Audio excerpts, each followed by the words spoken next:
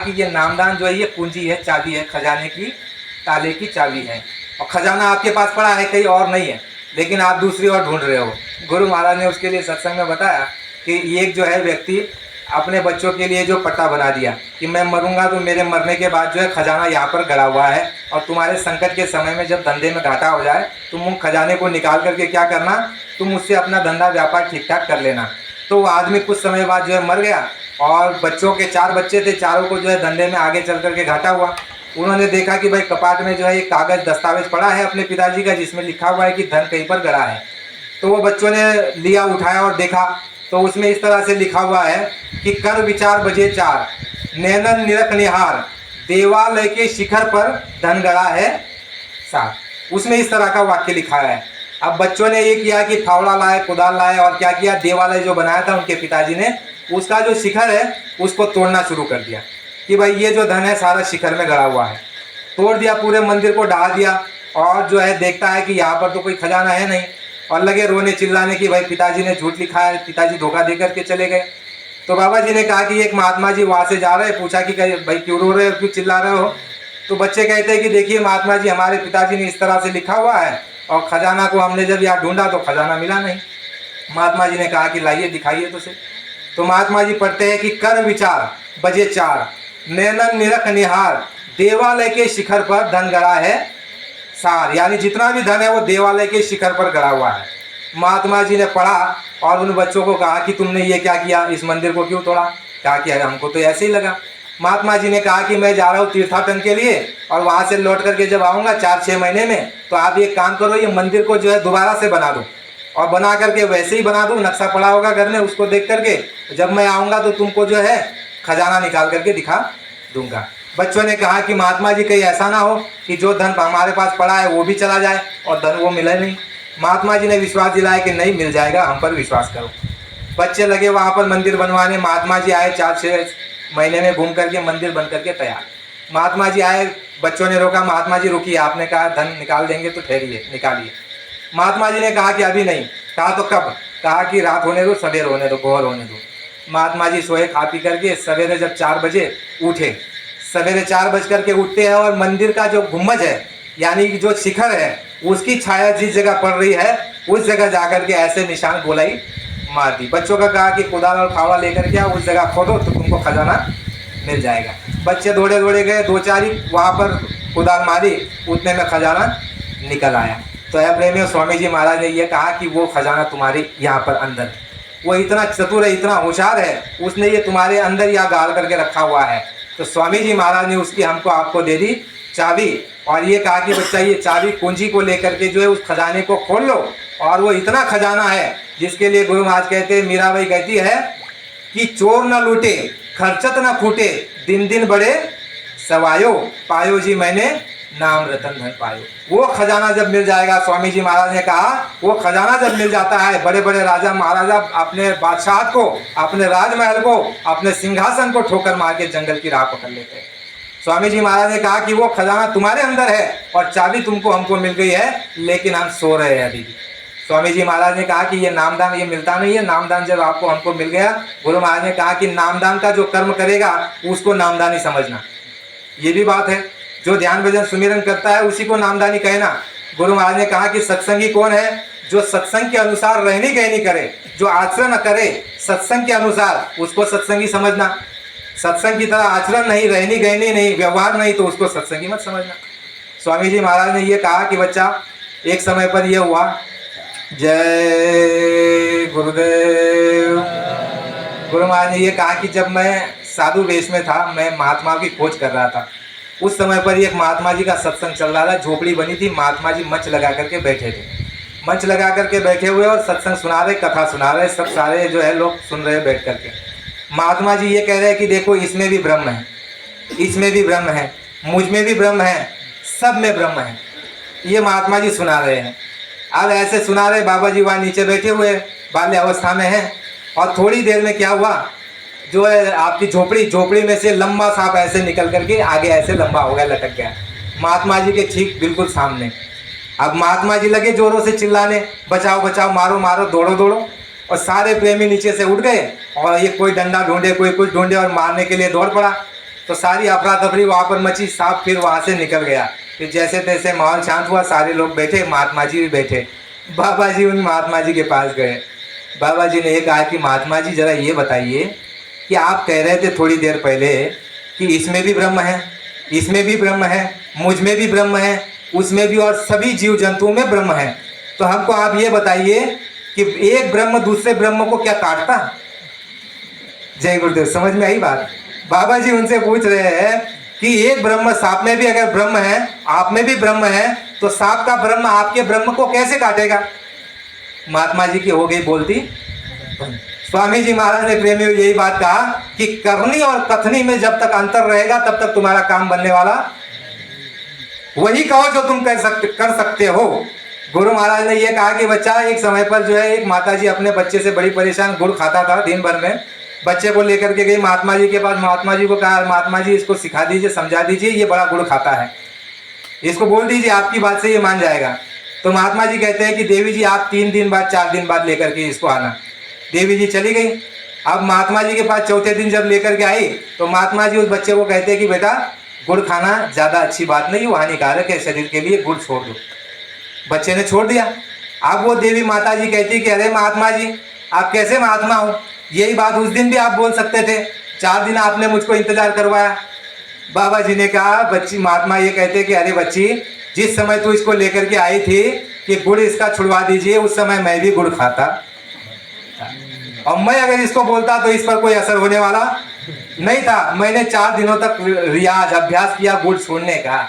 आज मैंने गुड़ छोड़ा तो आज इसको बता रहा, तो देखो तुम्हारे सामने रिजल्ट है, छोड़ दिया इसने, मान ली बात। तो स्वामी जी महाराज ने प्रेमी उस बात पर बड़ा को जोड़ दिया, कहा कि करनी और कथनी में अंतर नहीं होना चाहिए, वही कहो जो तुम स्वयं करते हो। तुम जिस बात को, जिस काम को नहीं कर सकते उसको कहने की आवश्यकता बिल्कुल नहीं है, क्योंकि उसका किसी पर असर कोई होने वाला नहीं है, तुम्हारा समय व्यर्थ में जा रहा है।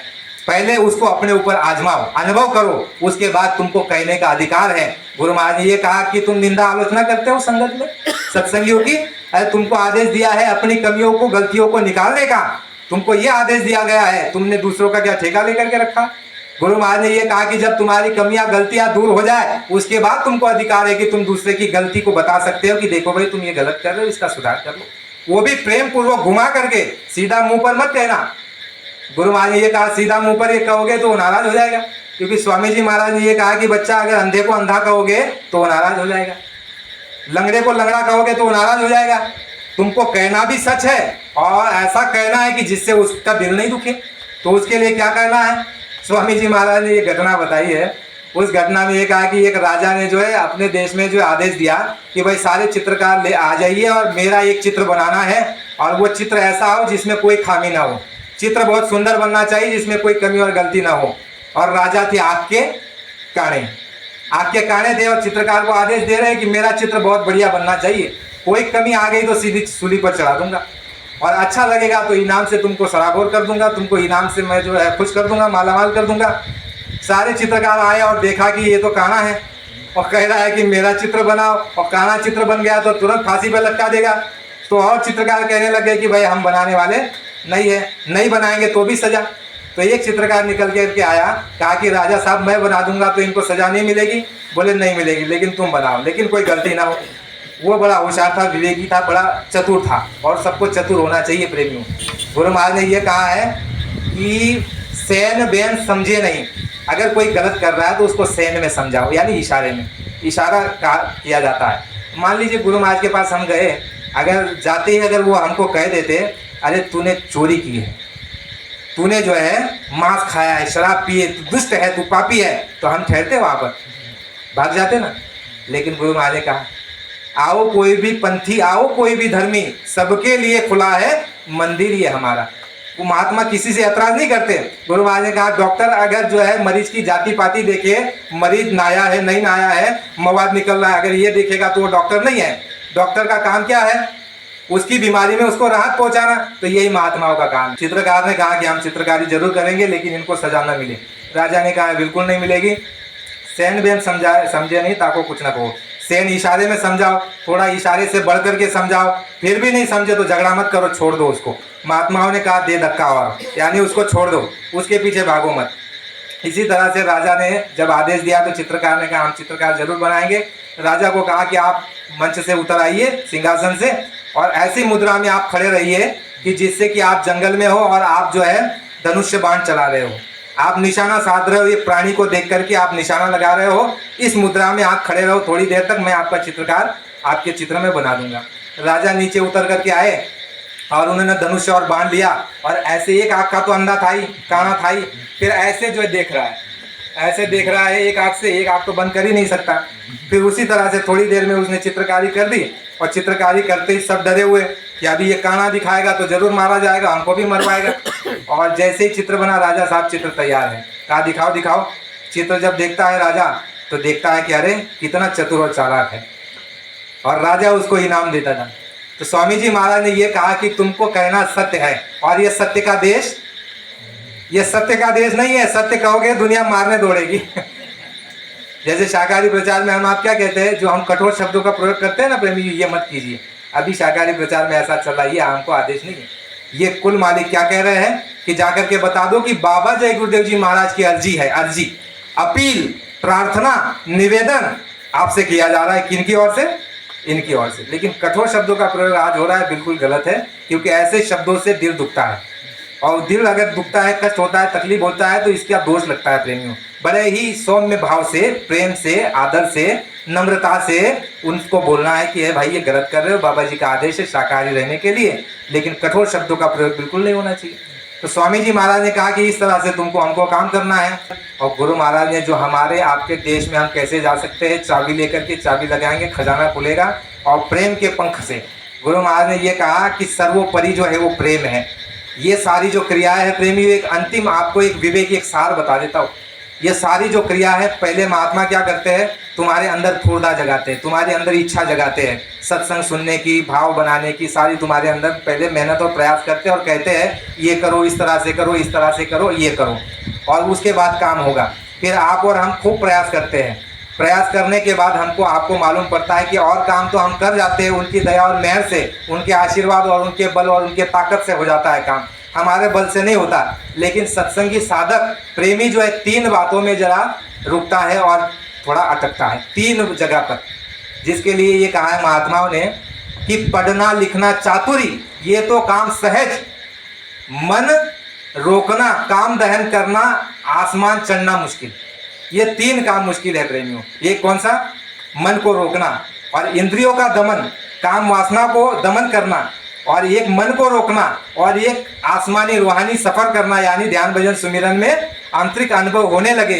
ये 3 काम में जब सत्संगी प्रेमी प्रयास करता है अपनी ओर से पूरा, तो उसको जीवन में अपने अभ्यास के दौरान ये अनुभव हो जाता है कि ये काम मेरे बस का नहीं, ये उनकी दया पर निर्भर करता है।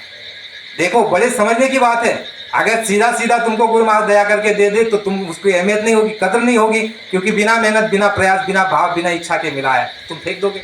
तुमको पहले इच्छा जगाते, तड़प जगाते, फिर तुम प्रयास करते हो, और जब प्रयास में असफल होने लग जाते हो तब तुम जो है याचना करते हो, कहते हो ना कि है प्रभु अब दीन दयालु तेरे हाथ में है, सारी डोरी तू ही कर सकता है, मैं नहीं कर सकता, इसमें तेरी दया की अति आवश्यकता और जरूरत है, बिना तेरी दया के इस काम को हम नहीं कर सकते। प्रेमियों, ये 3 काम, पढ़ना लिखना चातुरी, ये तो काम संसार का काम तुम कर सकते हो, इतनी योग्यता तुम्हारे अंदर है, लेकिन इस 3 काम में आदमी रुकता है। इसमें काम वासना, और काम वासना गुरु महाराज ने कहा कि काम वासना कब जाती है? जब गुरु से सच्चा प्रेम होगा तब काम वासना जाएगी।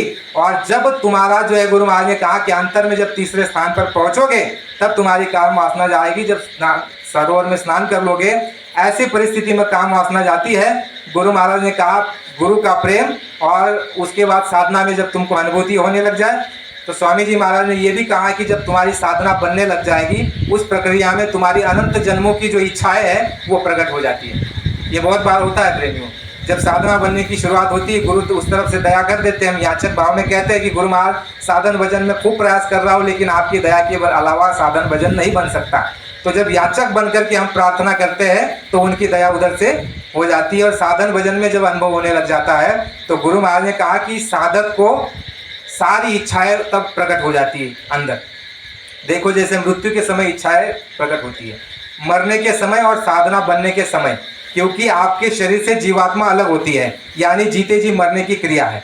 साधना बनते समय भी अनंत जन्मों की इच्छा प्रकट होती है और मरने के पहले भी इच्छाएं उत्पन्न होती है। जैसे कि आपने सुना होगा कई बार कि पूरे जीवन में भक्ति की, लेकिन मरते मरते उसने मांस मांग लिया।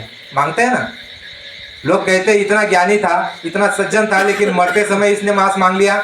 उसका कारण गुरु महाराज ने बताया है कि उसका कारण यह है कि मरते समय वो अनंत जन्मों की जो इच्छाएं है वो निकल आती है, बाहर उभर जाती है, और साधना के समय पे भी वो बाहर आ जाती है। और उससे कैसे बचाया जा सकता है? गुरु की याद और उनसे प्रेम करके। गुरु महाराज ने ये कहा कि जीते जी भक्ति करोगे पूरे जीवन भर, मरते समय अगर मांस खा लिया तो सीधे नरक और 84 में। दूसरी बात गुरु महाराज ने ये कही कि मन को रोकने का काम भी उनके हाथ में है। मन को भी इसी तरह से रोका जा सकता है, साधन भजन और काम को रोकना उनके हाथ में है। लेकिन वो कब काम होता है? जब आप बिल्कुल अपने पूरे अस्त्र शस्त्र को डाल दोगे उनके सामने कि मैं कुछ नहीं कर सकता, जो अभी जो करना है आपको ही करना है। यानी दोनों तरफ से पहले इच्छा जगाते हैं, इच्छा जगाने के बाद तुम जब प्रयास करते हो तो प्रयास करने पर फल मिलता है, दया होती है। अब स्वामी जी महाराज ने विशेष बातें जो बताई है वो ये है, विशेष देश के अंदर में गुरु महाराज ने कहा है कि बच्चा मैं देश और दुनिया की जो है परिवर्तन करने के लिए आया हूँ, और तुम्हारा घर और समाज और ये राजनीति की सारी व्यवस्था मैं बना करके जाऊंगा। अभी अभी वीडियो भी आ रहे हैं और कई वचन लिखित में भी है। गुरु महाराज एक जगह ये कह रहे हैं कि बच्चा मैं बहुत बड़ा ऊंचा मंच लगवाऊंगा। ऑडियो है अजय भाई के पास, आप सुनवा देना भले। ये तो हम चिल्ला रहे थे, कई बार लिखा हुआ बता रहे थे, लेकिन ऑडियो भी आ गया। उसमें गुरु महाराज ये कह रहे कि बच्चा मैं बहुत बड़ा मंच लगवाऊंगा, और जब सारे मेरे वादे, सारे मेरे काम, सारे मेरे संकल्प, मेरी योजना जब पूरी हो जाएगी तो करोड़ों की भीड़ में मैं जो है बुलंद आवाज में बोलूंगा कि जो जो मैंने वादे किए, संकल्प लिया है, वो मेरे वादे पूरे हुए कि नहीं हुए। जनता जनार्दन अपने दोनों हाथ उठा करके ये कहेगी कि बाबा जी हो गए, तभी मैं मानने वाला हूँ और तभी यहाँ से जाने वाला। ये बाबा जी का जो प्रत्यक्ष वचन है, ये कही हुई बात है गुरु महाराज जी। इसके लिए हम कहते हैं कि संत वचन पलटे नहीं, पलट जाए ब्रह्मांड। तो प्रेमियों, ये समय जो है बड़ा ही सचेत के साथ रहने का है, सोच विचार के साथ फूक फूक करके कदम रखना है। ऐसा कोई हमसे कृत्य और कार्य न बन जाए जिससे कि हमारी गुरु भक्ति में खलल और बाधा निर्माण हो जाए, हमारे जीवन भर की कमाई हुई पूंजी समाप्त हो जाए। ऐसा काम हमको बिल्कुल नहीं करना है। और जो आपको अच्छा लगा हो वो प्रसाद समझ करके आप उसे लेंगे और इस पर गहरा चिंतन विमर्श करेंगे और खोजबीन करेंगे कि गुरु महाराज ने क्या दिशा हमारे लिए तय की है, क्या पृष्ठभूमि बनाई है, हमें किस ओर जाना है। तो ये सारी चीज़ों का चिंतन मंथन हमको ही, आपको ही करना है, कोई तीसरा आकर के नहीं करेगा, क्योंकि गुरु महाराज ने 60 वर्षों में बता दिया है। अब आपके हाथ में गेंद है, अभी आपको क्या करना है ये आपके हमारे हाथ में आ गई है बात। इसलिए बड़े सोच और समझ के साथ हमको संगत में भी, समाज में भी और हर कार्य को जो है बड़े ही सचेतता के साथ में करना है प्रेमियों। जय गुरुदेव। अभी अभी हमारे एकनाथ भाई ने जो बोला था कि स्वामी जी महाराज ने जो बोले थे मंच लगाऊंगा और जनता से मैं पूछूंगा कि जो मैंने वादे किए थे वो पूरे हुए कि नहीं, तो गुरु महाराज के ही मुखार बिंदु से सुन लीजिए। जय गुरुदेव।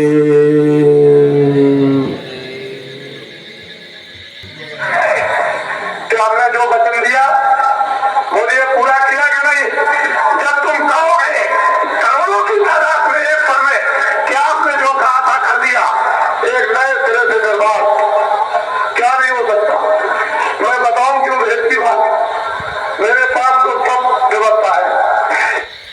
मैं क्यों बताऊं भेद की बात? और वचन क्या है? कलयुग में कलयुग जाएगा, कलयुग में सतयुग आएगा, ये है वचन। और इस वचन को जब पूरा करके दिखाऊंगा और जनता से मैं पूछूंगा ये पूरा हुआ कि नहीं, तब मैं यहाँ से जाऊंगा। जय गुरुदेव।